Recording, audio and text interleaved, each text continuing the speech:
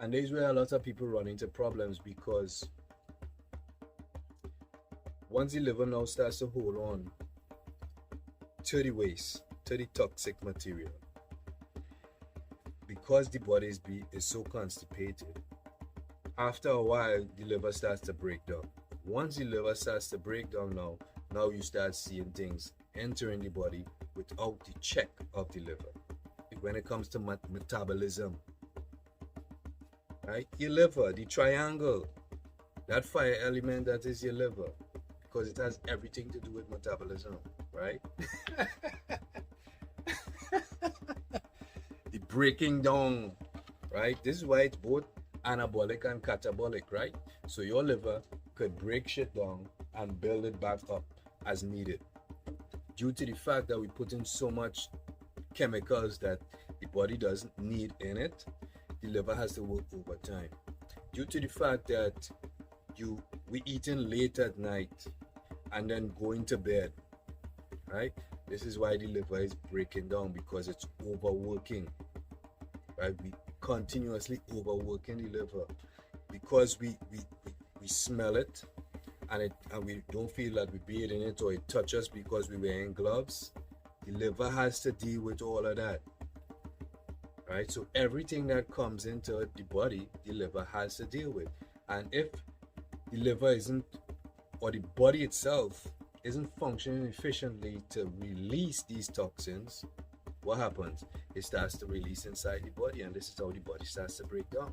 Now, if you knew what the liver does and how important is it, this is why I call it the liver. We can't live without it. Once you understand that, why would you not take care of your liver?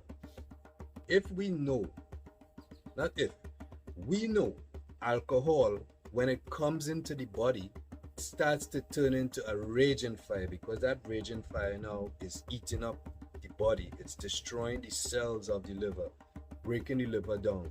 As this happens, the body starts to fail. All other things start to kick in. When you look at all the things that how it starts crumbling, this is when you get into that phase of developing conditions. And I will always say this: you should never give disease power by acknowledging it, if this makes sense. You will not see any of these diseases out here in nature. You can't see diabetes out in them trees out there. You can't see AIDS, you can't see none of them things. Don't give it power. If you give it power, so basically you creating it, right? It was created, and now it's handed to you with an energy, and with that energy you start to feel, right? You generate a feeling of what? You generate a feeling of belief. Now when you generate that feeling of belief, what happens? Now the body starts to take it on. This is where the mental part starts coming in, because there is no access to the body unless it goes through the mind. As simple as that. So when it is spoken to you and generates an energy of belief, especially if it's a strong belief, now you take that on in your body, and as you take it on in your body starts to take the form. This is why when we train to always know what the body is doing, because due to the fact that the body is nature, the body is always doing the right thing, because just how nature knows, the body knows.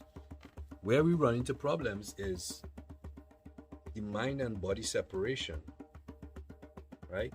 The mind and body separation is so strong because of all the distractions that the mind, what you are,